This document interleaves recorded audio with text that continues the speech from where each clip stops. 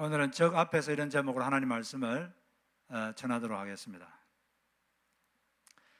모세가 시편 91편을 적었는데 거기 보면 모세가 인생이란 어떤 것인가에 대해서 자신이 체험한 걸 적었습니다. 인생이 우리의 연수가 보통 70이고 건강하면 80이라도 그 연수의 자랑은 수고와 슬픔뿐이요 신수기간이 우리가 날아가나이다. 인생이 살아보니까 건강하면 80까지 사는데 수고와 슬픔이 꽉 차 있다. 그리고 너무 신속히 인생이 간다. 이렇게 말했습니다. 모세가 누굽니까? 모세가 40년 동안은 그 당시 초강대국 이집트의 왕궁에서 40년 동안 아주 화려하게 살았던 사람이에요. 그리고 40년은 물론 광야 생활했고 그 다음 40년은 이스라엘 민족의 최고 지도자로 살았습니다. 물론 광야를 통과하긴 했지만 한 민족의 지도자로 살았어요. 그리고 온갖 기적을 행했습니다. 홍해를 가르고 반석을 때리면 물이 나오고 놀라운 기적을 행했던 사람이고, 또 이 모세는 하나님과 얼마나 친밀하게 영적 교류를 했는지 마치 친구가 1대1로 대화하는 것처럼 하나님과 영적으로 교제할 수 있었다. 이런 분이에요. 여러분 대단하지 않습니까? 물론 이분이 광야를 40년 통과했지만은 사람에게 명예가 중요한데 한 민족의 최고제자로 지냈으니까 보통 사람보다는 괜찮은 삶을 살았습니다. 상당히 괜찮죠. 그런데도 이분이 말하기를 인생을 살아보니까 수고와 슬픔이 꽉 차 있다. 여러분도 그렇게 생각하십니까? 우리 중에는 왜 이렇게 인생이 수고가 많고 슬픔이 많은가? 이렇게 생각하는 분이 계실 겁니다. 그런데 한 가지 알아야 될 것은 자기 본인만 그런 게 아니라 다 그렇다는 거예요. 다 그렇다. 혼자만 그렇다고 생각하면 억울하죠. 나만 왜 이래? 나만 왜 이렇게 힘들어? 그렇게 생각하면 너무 억울하고 너무 괴롭습니다. 그런데 모세도 그렇게 생각했어요. 모세도 인생은 참 수고스럽고 참 슬픔이 많다. 모세만 그렇겠어요. 이 일본의 최고 권력자 도쿠가와 이에야스도 인생이란 무거운 짐을 지고 가는 것과 같다. 그러므로 서두르지 마라. 그분은 아주 평생 권력자로 살았는데도 너무 무겁다 인생이. 그렇게 해서 물론 그 짐의 종류는 다 다르고 고통의 종류도 다르지만 강도의 차이가 있지만 인생이란 게 다 수고가 많고 슬픕니다. 왜 그럴까요? 우리 각 인생 앞에 놓여있는 적, 우리가 상대해야 될 적들이 만만치 않기 때문입니다. 우리가 상대해야 될 적들은 종류가 여러 가지인데 먼저는 마귀가 만만치 않죠. 마귀는 우는 사자처럼 두루다니며 삼키자를 찾고 있다고 했는데 우는 사자니까 마귀는 늘 화가 나 있어요. 늘 화가 나 있습니다. 화가 나 있고 어떻게 이놈들을 어떻게 할까? 예수님은 어린 양, 겸손과 온유의 분인데 마귀는 막 화가 나 있어요. 그 마귀하고 이렇게 대화하려니까 쉽지가 않습니다. 그리고 또 우리 앞에는 인생 앞에는 해결해야 될 문제들이 있습니다. 이 문제들도 우리 적이죠, 일종의. 그 문제들이 만만치가 않아요. 거기다가 또 사람마다 이루어야 될, 성취해야 될 과업이 있습니다. 직장 가면 해내야 될 일이 있고 가정에도 해낼 일이 있고 그 직장 일도 만만치가 않습니다. 그 누구나 다 그래요. 그렇기 때문에 이것들이 다 만만치 않기 때문에 인생에는 수고가 많고 슬픔이 많은 거예요. 이런 적들 앞에서 우리가 어떤 태도를 취해야 될 것인가? 그걸 오늘 여기서 우리가 본문에서 살펴볼 수가 있습니다. 첫째는 격려의 언어가 필요합니다. 우리는 격려의 언어를 들어야 돼요. 인생이 이렇게 힘들기 때문에 격려의 언어를 계속 들어야 됩니다.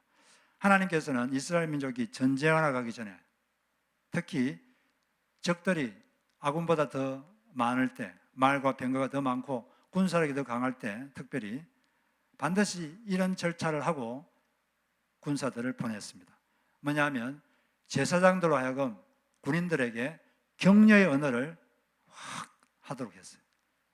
언어로 격려를 하도록 그렇게 만들었습니다. 격려란 것은 용기를 주는 거죠. 용기를 주는 것, 이게 격려입니다. 다음과 같은 격려의 언어를 발하도록 했습니다. 이스라엘아 들으라. 너희가 오늘 너희 대적과 싸우려 나와왔으니 마음에 겁내지 말며 두려워하지 말며 떨지 말며 놀라지 말라. 너희 하나님 여호와는 너희와 함께 행하시며 너희를 위하여 너희 적군과 싸우시고 구원하실 것이라. 하나님께서 너희 적군들과 대신 싸우신다. 그리고 그리하여 너희를 구하신다. 구원하실 것이라 이렇게 되어 있는데 원어에 보면은 그게 아니라 단정적으로 되어 있습니다. 너희 하나님은 너희 적군과 싸우시고 너를 위해 싸우시고 구원하신다. 할렐루야. 하나님은 우리를 위해서 싸우고 계십니다. 왜 이렇게 했느냐? 전쟁에서 제일 중요한 건 사기거든요. 사기. 이길 수 있다, 이긴다, 이런 굽힐 줄 모르는 기세, 이게 필요한데 이 사기가 꺾이면 안 되는 겁니다. 사기가 꺾이면 그걸로 지는 거죠. 그런데 인간의 마음의 방향은 듣는 언어에 의해서 결정돼요. 사람의 마음의 방향이 이쪽으로 갈 수도 있고 저쪽으로 갈 수도 있는데 이 방향이 어떻게 결정되느냐, 어떤 언어를 듣느냐, 어떤 말을 듣느냐에 따라서 그 마음의 방향이 정해집니다. 그렇기 때문에 자기 마음의 방향이 좀 좋은 곳으로 가고 싶은 사람은 좋은 말을 들어야 돼요. 좋은 언어를 자꾸 들어야 됩니다. 가능하면 좋은 말, 이걸 듣는 게 지혜로운 거예요. 여러분, 왜 예배를 빠지면 안 될까요? 예배에는 좋은 언어가 되게 많습니다. 좋은 영적 언어가 충만한 곳이 예배예요. 찬양을 하다 보면, 오늘도 찬양이 참 언어를 설었는데 찬양에는 너무나 좋은 언어가 가득 차 있습니다. 그걸 또 입으로 발표하는 거잖아요. 자기 입으로 이렇게 팍 입으로 이렇게 발표하는 게 되게 파워가 있거든요. 그 찬양에도 영적 언어가 가득합니다. 그리고 이 설교에도 영적 언어가 가득하고, 이 예배에는 그런 우리에게 힘을 주고 용기를 주는 영적 언어가 가득한 것이 예배예요. 그러면 예배는 가능하면 많이 참석을 좋아요. 예배를 드리고 나면 이 영의 힘이 생깁니다. 마음의 방향이 좋은 쪽으로 이렇게 가게 되는 것이에요. 모든 예배에 참석하시기 바랍니다. 예배를 빠지면 안 돼요. 이 귀한 것을 어떻게 빠집니까? 수요 예배도 오시고 주일 예배도 오시고 새벽 예배도 오시고, 예배에 오면 우리 마음이 좋은 쪽으로 갑니다.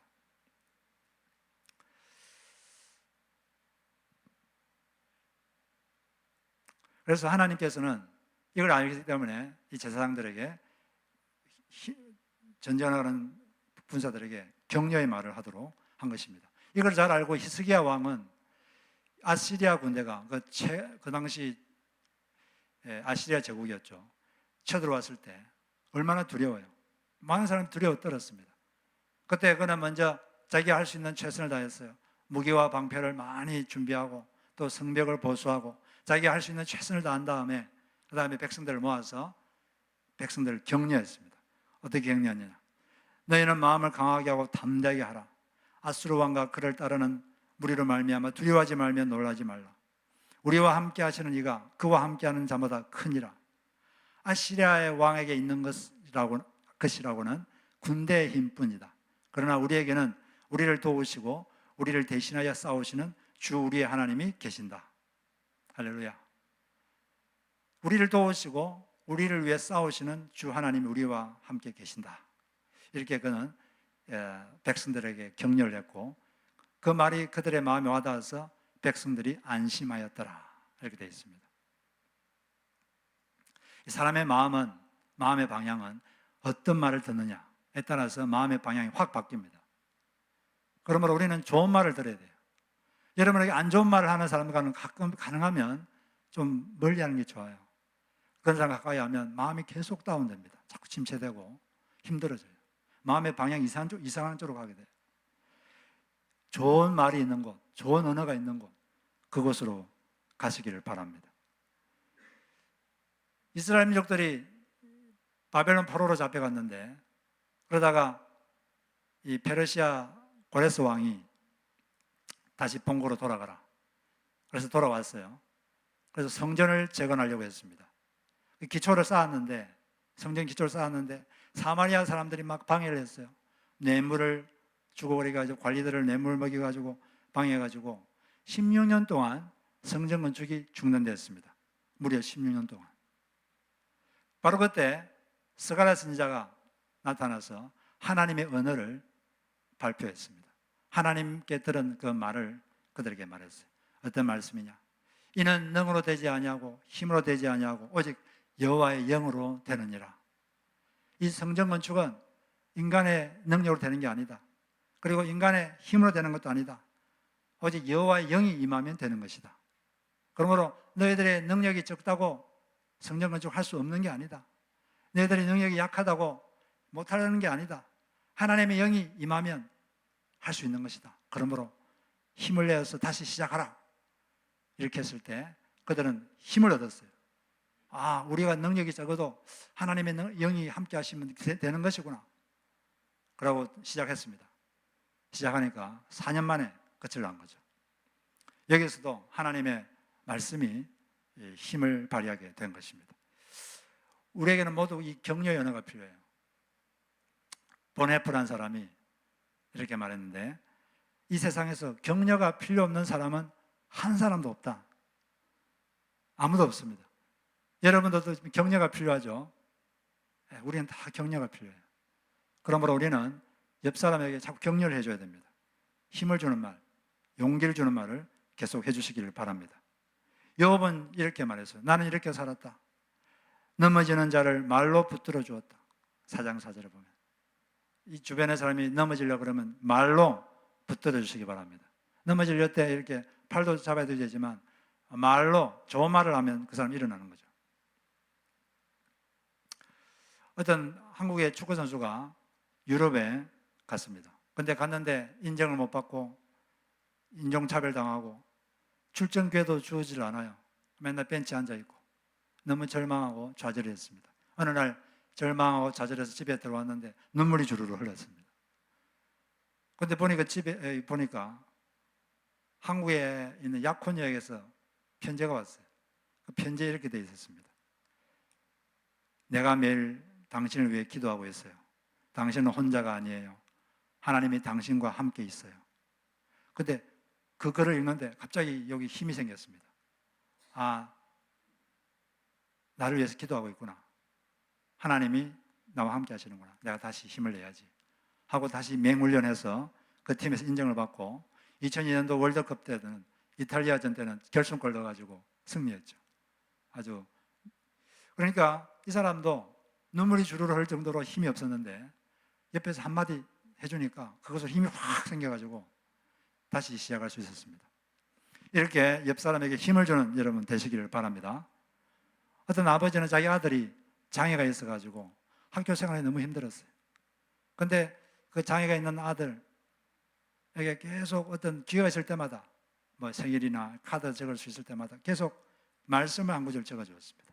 말씀, 성경 말씀 한 구절, 계속 한 구절만 계속 적어줬어요.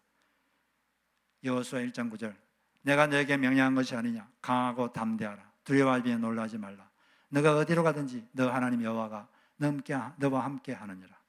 그 나중에 이 아들이 장성해서 아버지에게 하는 말이, 내가 인생이 제가 힘들 때마다 아빠가 제게 적어준 그 말씀을 계속 생각했습니다. 그 말씀을 생각할 때마다 힘이 생기고 제가 다시 일어날 수 있었습니다. 아빠 감사합니다. 그렇게 말을 했다고 합니다. 우리는 다 격려가 필요해요. 그런 힘을 주는 그런 말을 여러분 주변 사람들에게 계속 해주시는 여러분 되시기를 바랍니다. 그럴 때 우리는 우리 앞에 있는 적들을 이길 수가 있습니다. 여러분들은 여러분의 격려를 해주는 그런 언어가 있는 곳을 찾아가십시오. 그런 사람과 가까이 하시고 그런 말을 해주시기를 주의 이름으로 축복합니다. 그 다음에 우리가 적들 앞에서 어떻게 되느냐. 가장 중요한 것을 얻기 위해서 덜 중요한 것을 버릴 수 있는 용기가 필요합니다.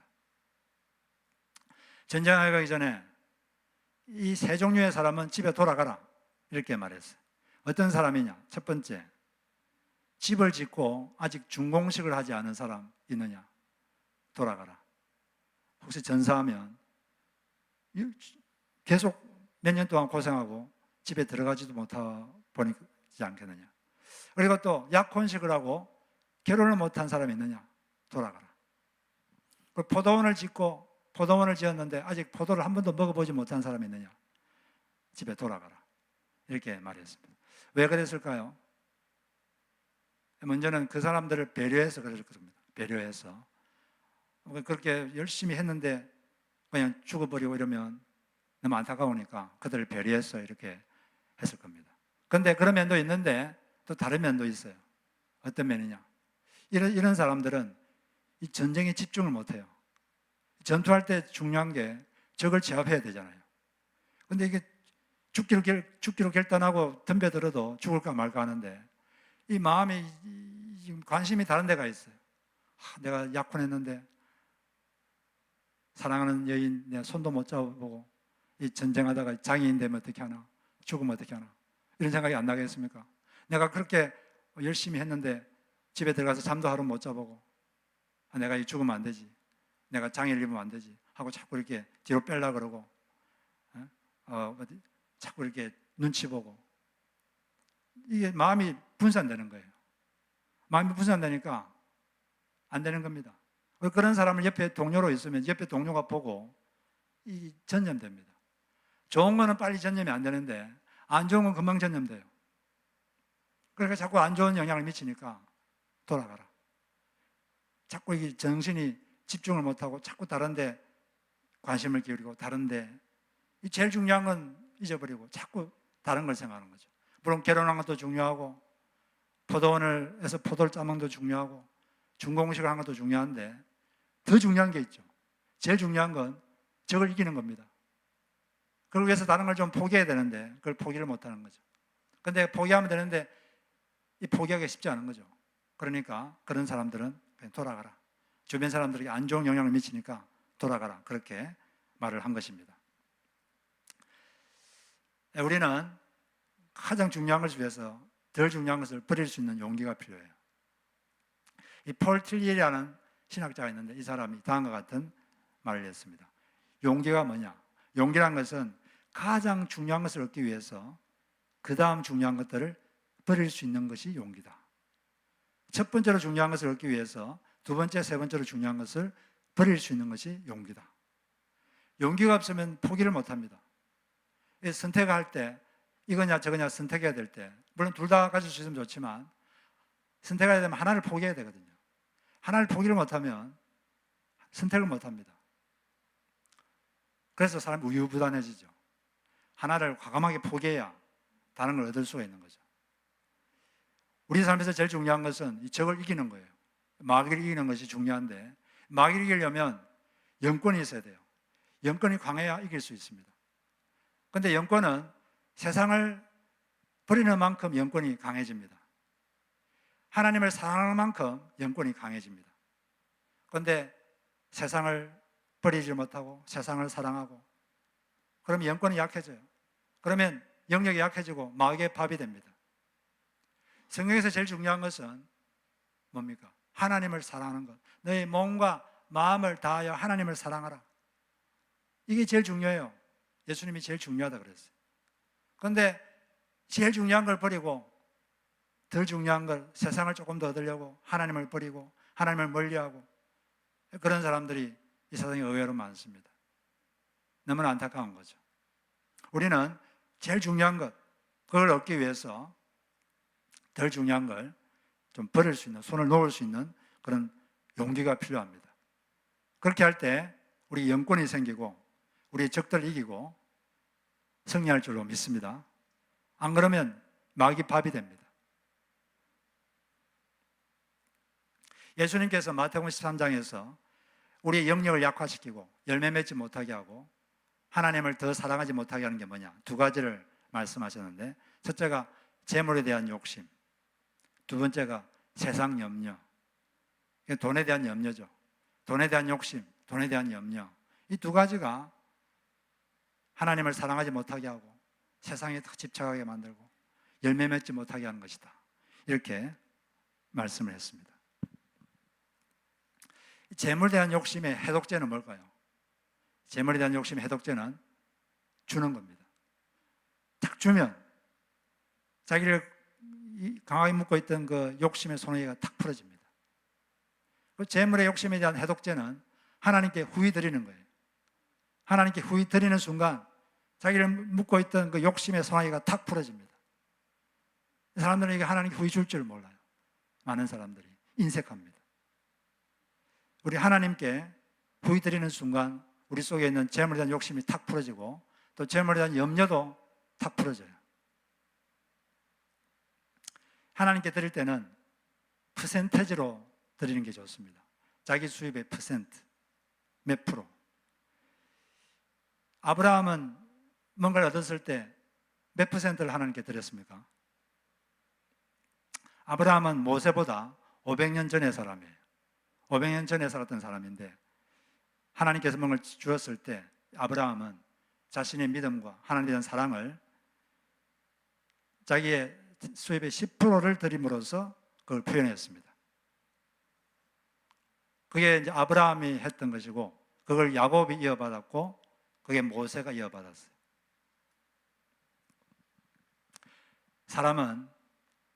이 사람은 다 욕심이 있어요. 재물에 대한 욕심. 저도 있겠죠. 그런데 이 욕심 그리고 염려가 있어요. 돈에 대한 염려. 이걸 없애는 것이 바로 하나님께 확 드리는 겁니다. 이 하늘에서 뛰어내리는 사람들이죠. 공중에서 그 낙하산하고 뛰어내리는 사람들. 여러분 되게 힘들겠죠. 이진하자면은 뭐 옛날에 그 스포츠를 치겠다 그러시는데 제가 보기 되게 무서울 것 같아요. 근데 다 무섭죠. 그런데 이걸 훈련하기 위해서 사람들이 처음부터 하늘에서 뛰어내리지 않고 먼저 10m 높이에서 뛰어내리는 연습을 합니다. 사람이 제일 공포를 느끼는 게 눈높이 11m에서 뛰어내릴 때 제일 공포심이 있다고 합니다. 그래서 10m 되는 막타에서 딱 서면 눈높이가 11 되죠. 거기서 계속 뛰어내리면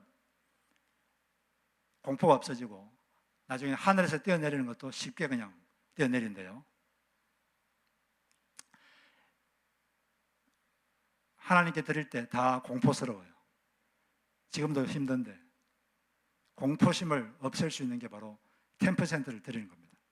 그러면 공포심이 싹 사라지고 욕심도 싹 사라지고 돈에 대한 염려도 싹 사라져요. 그리고 하나님께서 그럴 때 내가 너희들을 책임져 주겠다 그렇게 말씀하셨습니다. 헌금은 믿음으로 하는 거예요. 한번 믿음을 한번 발휘해 보시기 바랍니다. 그럴 때 우리는 이 욕심과 염려에서 해방되고 하나님을 더 사랑할 수가 있습니다. 세상을 버리는 것만큼 영권은 강해집니다. 그리고 하나님을 사랑한 만큼 영권이 강해집니다. 강한 영역으로 적들을 이기시길 주의 이름으로 축복합니다. 그리고 또 세 번째는 우리 적들 앞에서 어떻게 되느냐? 아무것도 두려워하지 말고 오직 하나님과 죄만 두려워해야 되는 거죠. 또 돌려보내는 사람이 있는데 누굴 돌려보내냐면 너희들 중에 두려워하는 사람이 있느냐?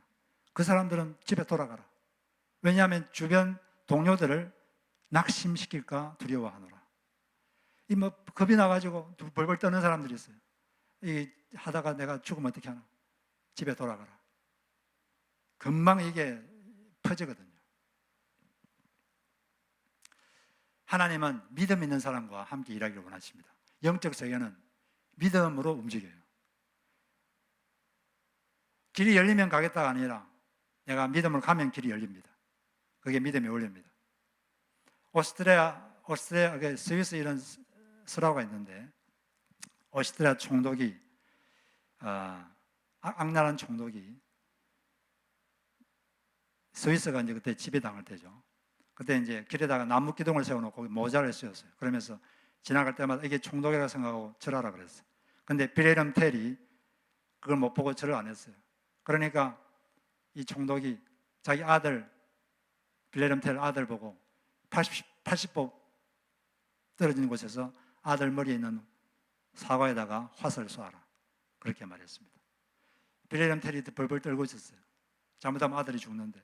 그런데 그 아들이 용감하게 가더니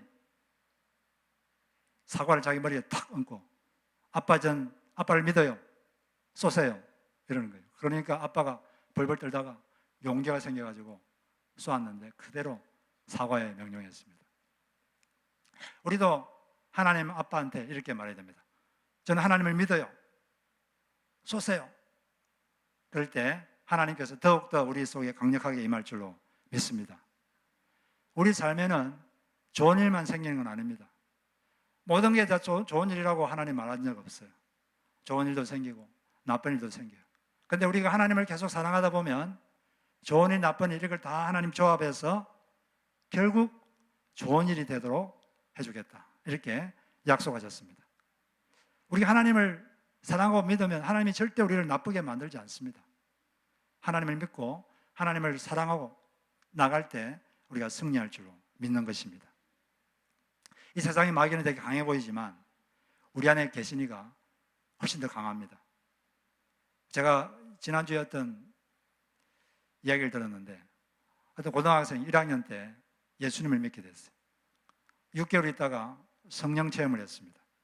그리고 예배를 드렸는데 시골 예배인데 시골인데 교인이 한 50명 되는데 시골이라서 목회자가 없어요. 어떤 집사님이 나와서 그냥 딸이 적어준 설교문을 염기염 읽고 있었습니다. 그렇게 예배 드리고 있었는데 거기 같이 예배 드린 한 자기 또래 여학생이 간질병이 있었는데 막 간질나는 거예요. 발작을 막 소리 지르면서 거품을 물고 막 쓰러지는 겁니다. 그러니까 어른들은 그냥 다 집에 가버렸어요. 자기 또래 고등학교 1학년 또래들이 고등학생들이 모여가지고 우리 이 애를 위해서 기도하자. 친구니까 너무 불쌍하잖아요. 그래서 그냥 막 고등학생들이 모여서 막 기도하는데 그 중에 한 금방 믿은 지 한 6개월 된 그 학생 마음속에 갑자기 성경 말씀이 하나가 갑자기 스치고 지나갔어요. 나를 믿는 자들에게는 이런 표적이 따르리니 저희가 새 방언을 말하고 귀신을 쫓아내고 병든 자에게 손을 얹은 적 나으리라. 이런 말씀이 그냥 스치고 지나가는 거예요. 이 사람은 이 학생은 예수 믿은 지 얼마 되지도 않은데 그리고 또 이런 생각이 들었어요. 혹시 저게 악령 때문에 저런 건 아닐까? 그런 생각이 갑자기 들었습니다. 그럴 수 있다는 믿음이 또 생겼어요. 믿음이 생겼습니다. 그래서 그냥 자기가 들었던 대로 한번 해봤어요. 그 여학생을 보고 이렇게 말을 했어요. 내가 너한테 말하는 게 아니라 너 안에 악한 영이 있다면 예수 이름으로 나오라. 이렇게 그냥 말했어요. 그렇게 말하고 싶어가지고. 그랬더니 그 여학생 안에 있던 악한 영들이 정체를 드러냈어요. 정체를 드러내니까 한 번 더 예수 이름으로 나오라. 그러니까 여학생이 갑자기 뒤로 벌쩍 90도로 그냥 팍 쓰러지더니 좀 있다가 일어나는데 모든 게 다 회복되고 얼굴도 밝아지고 다시는 간질병에 걸리지 않았다고 합니다. 그러니까 그 믿은 지 6개월밖에 안 됐지만 그 안에 누가 계셨죠? 예수님이 계셨잖아요. 그 예수님이 그 세상에 있는 악령보다 더 강했던 거죠. 그러니까 그런 역사가 일어난 것입니다. 우리 안에는 여러분이 예수를 정말로 믿는다면 예수님이 천지를 창조하신 예수께서 여러분 안에 계십니다. 예수님께서 우리를 위해서 싸워주고 계십니다. 그러므로 우리는 아무도 두려워하지 말고 우리가 두려워할 것은 하나님을 두려워하고 죄를 두려워해야 돼요. 죄 짓는 걸 두려워해야 됩니다. 하나님 말씀 어기는 것 이걸 두려워해야 돼요.